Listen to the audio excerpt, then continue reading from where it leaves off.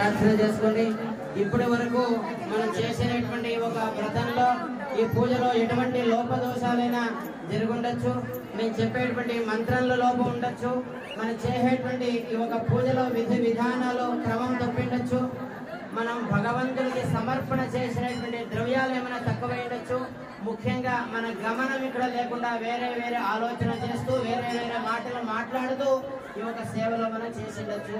ఇలాంటి దోషాలన్నీ కూడా నివారణ చేసి మమ్మల్ని రక్షించు స్వామి, కాపాడు స్వామి అని ఆ సత్యనారాయణ స్వామిని ప్రార్థన చేసుకుని మీ మనసులో ఉండే కోరికని ఆ స్వామి దగ్గర చెప్పుకోండి.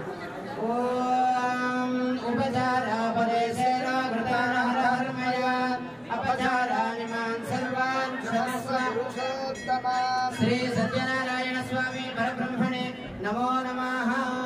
ఆత్మ ప్రదర్శన చేసుకోండి. 3 చుట్లు కుడివైపు నుండి 3 చుట్లు తిరగండి.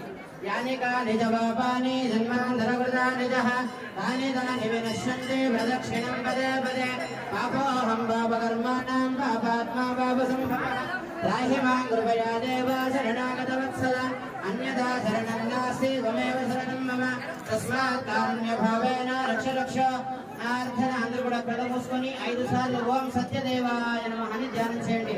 ఓం సత్యదేవాయ నమః, ఓం సత్యదేవాయ నమః, ఓం సత్యదేవాయ నమః, ఓం సత్యదేవాయ నమః, ఓం సత్యదేవాయ నమః. కాయేన వాచా మనసేంద్రియైర్వా బుద్ధ్యాత్మనా వా స్వభావాత్ కరోమి యద్యః సకలం పరస్మై శ్రీమన్నారాయణాయేతి సమర్పయామి.